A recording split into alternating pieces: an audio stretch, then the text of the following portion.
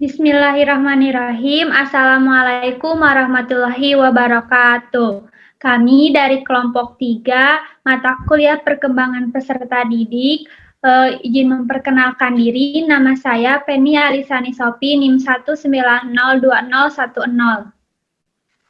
Saya Nabila Waratlaska, NIM 1904024. Saya Puspa Diva Awaliyah, NIM 1907937. Saya Lulu Lutfiah, NIM 1905745.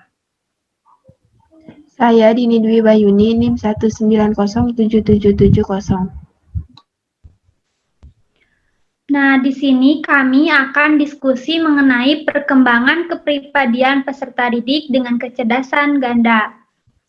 Teman-teman, kita kan dikasih tugas sama Ibu tentang perkembangan kepribadian peserta didik dengan kecerdasan ganda. Ada yang tahu gak kecerdasan ganda itu apa? Belum paham?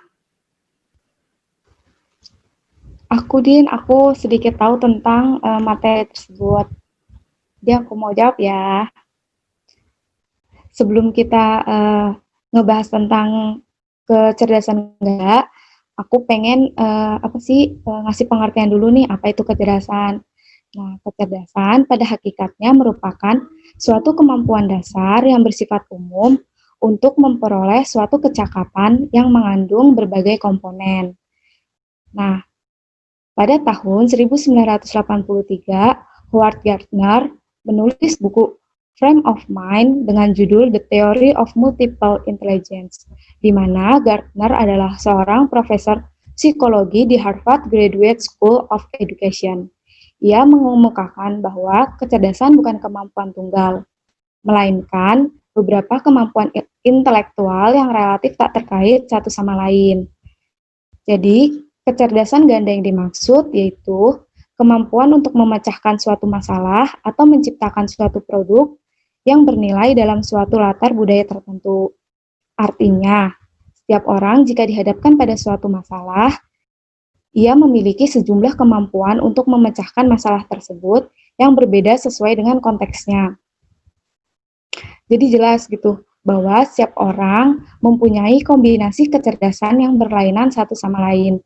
Bahkan dua anak kembar identik sekalipun tidak mungkin mempunyai tingkat yang sama di tiap jenis kecerdasannya.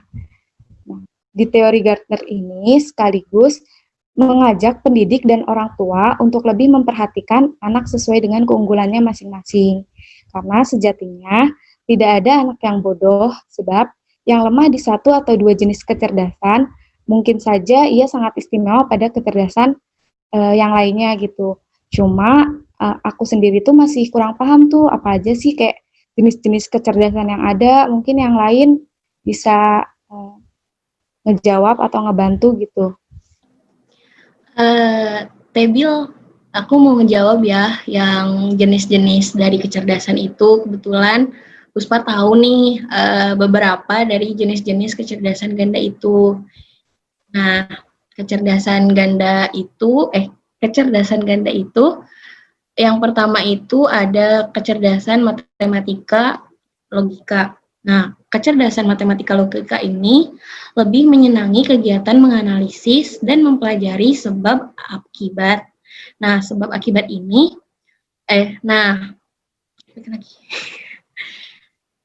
yang pertama ini ada kecerdasan matematika logika. Nah, kecerdasan matematika logika ini lebih menyenangi pada kegiatan menganalisis, mempelajari sebab akibat.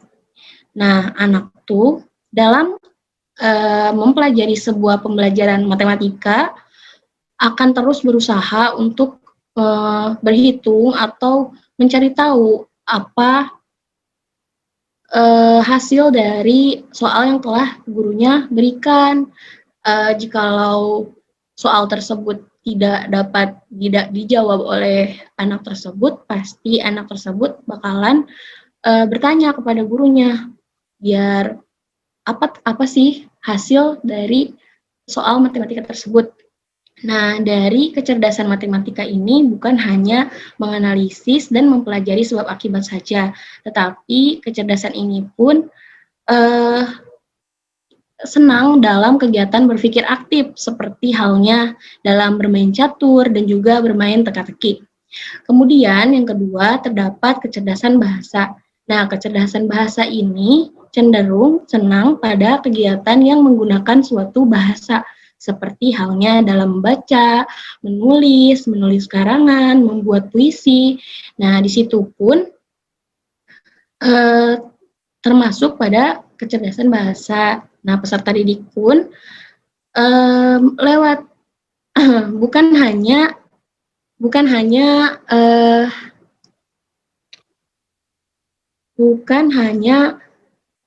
menyukai yang berhubungan dengan suatu tulisan ataupun bacaan saja, tetapi kecerdasan bahasa pun dapat memiliki daya ingat yang kuat dalam mempelajari atau mengetahui pembelajaran yang diberikan oleh guru. Yang kedua itu terdapat kecerdasan bahasa.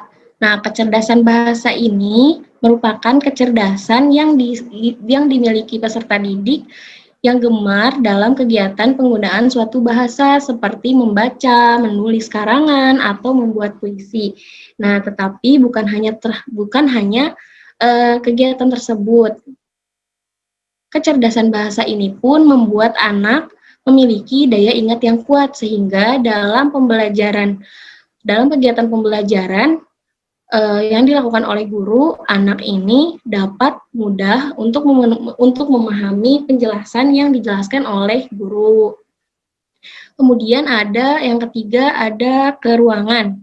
Nah, kecerdasan keruangan ini tuh kecerdasan yang dimiliki oleh anak yang senang dalam kegiatan seni, seperti halnya dekorasi atau melukis, seperti seni ukir. Nah, itu tuh dimiliki oleh anak yang memiliki kecerdasan keruangan. Kenapa? Karena anak tersebut tuh peka terhadap warna, garis, bentuk, dan juga ruang. Kemudian yang keempat, terdapat kecerdasan kinestetik. Nah, kecerdasan kinestetik ini dimiliki oleh peserta didik yang lebih menyukai olahraga. Nah, olahraga ini bukan hanya olahraga, tetapi berbagai kegiatan yang mengandalkan fisik, seperti halnya pemain drama, aktor. Nah, itu pun merupakan kecerdasan yang dimiliki oleh anak. Lalu ada seperti atlet dan juga penari. Nah, kemudian yang kelima, ada kecerdasan musikal. Nah, kecerdasan musikal ini kecerdasan yang dimiliki oleh anak yang gemar menyanyi. Mengapa? Soalnya kecerdasan ini tuh mengenai bentuk-bentuk musik. Nah, musik ini tuh bentuk-bentuknya itu seperti dapat mempersepsikan, membedakan, mengubah, atau mengekspresikan suatu musik. Lalu dalam bernyanyi pun orang tuh pasti tahu atau peka pada irama, melodi, dan juga warna nada. Nah, segitu aja sih kalau penjelasan dari Puspa tentang jenis-jenis jenis-jenis kecerdasan ganda. Nah, selanjutnya kira-kira ada lagi gak ya yang tahu tentang apa aja sih jenis kecerdasan ganda itu? Aku mau nambahin yang kecerdasan yang udah disampaikan sama Tepus. Nah, selain itu ada lagi nih kecerdasan lainnya, diantaranya yaitu ada kecerdasan intrapersonal, kecerdasan adversarial, kecerdasan naturalis, moral, juga spiritual. Nah, apa sih yang dimaksud dengan kecerdasan tadi yang aku sebutin itu? Nah, yang pertama itu ada kecerdasan intrapersonal, yang dimana kecerdasan ini menunjukkan kemampuan individu untuk peka terhadap perasaan dirinya sendiri. Nah, di mana orang-orang yang mempunyai kecerdasan intrapersonal ini, ia mampu mengenali dengan baik dirinya, apa yang menjadi kelebihannya, apa yang menjadi kekurangannya, apa yang menjadi peluang dirinya, apa yang menjadi ancaman dirinya. Nah, biasanya orang-orang yang memiliki kecerdasan intrapersonal ini, dia itu sering melakukan introspeksi diri, evaluasi diri gitu terhadap apa-apa yang sudah mereka lakukan, baik itu mereka lakukan secara sadar ataupun nggak sadar kayak gitu. Nah, evaluasi dirinya itu adalah sebagai bentuk usaha memperbaiki dirinya sendiri yang dimana efeknya itu bukan hanya untuk dirinya sendiri tapi juga bisa dirasakan untuk orang lain kayak gitu. Nah, selanjutnya ada kecerdasan interpersonal, di mana tadi jika intrapersonal ada kemampuan peka terhadap diri sendiri, kalau interpersonal ini adalah kemampuan peka terhadap orang lain, di mana kecerdasan ini adalah orang-orang itu mampu mempersepsikan, mampu membedakan suasana hati, mampu membedakan maksud, mampu membedakan motivasi, mampu membedakan perasaan orang lain kayak gitu. Jadi mereka ini mempunyai kepekaan yang lebih terhadap orang lain melalui apa? Melalui ekspresi wajahnya, melalui intonasi bicaranya, gaya komunikasinya, gaya bahasanya, atau bahkan hanya sekedar melihat gestur tubuhnya, mereka sudah dapat memahami apa yang orang lain itu sedang rasakan atau pikirkan, tapi bukan sama dengan peramal kayak gitu. Nah, mereka ini juga cenderung bisa memahami, bisa berinteraksi dengan baik dan mudah. Jadi mereka yang mempunyai kecerdasan ini mudah untuk bersosialisasi gitu tanda-tandanya.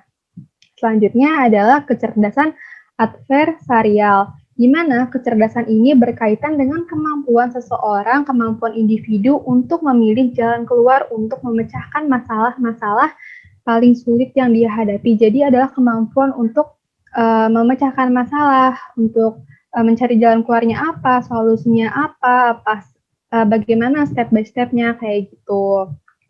Nah, selanjutnya adalah kecerdasan naturalis, di mana ketika kita mendengar kata naturalis, pasti natural berhubungan dengan alam. Betul sekali, karena orang-orang yang mempunyai kecerdasan naturalis ini, mereka memiliki kemampuan lebih, memiliki kepekaan terhadap lingkungan alam.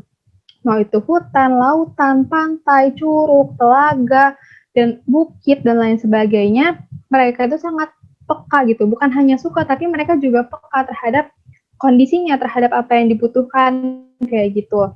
Biasanya orang-orang yang mempunyai kecerdasan naturalis ini, mereka suka sekali mengobservasi alam. Yang diobservasi misalkan dari jenis batuannya, jenis tumbuhannya, jenis hewan, jenis air, dan lain sebagainya. Bahkan juga benda-benda di angkasa pun mereka biasanya tertarik kayak gitu. Nah, selanjutnya ada kecerdasan moral yang dimana ketika kita mendengar kata moral juga pasti erat kaitannya dengan sikap, dengan tindakan, dengan perilaku.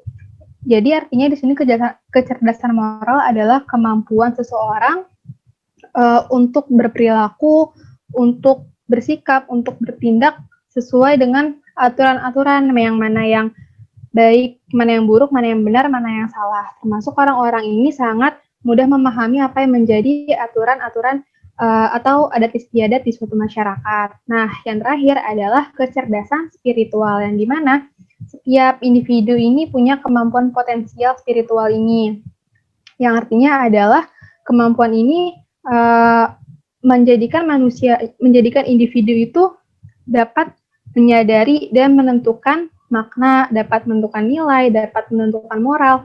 Juga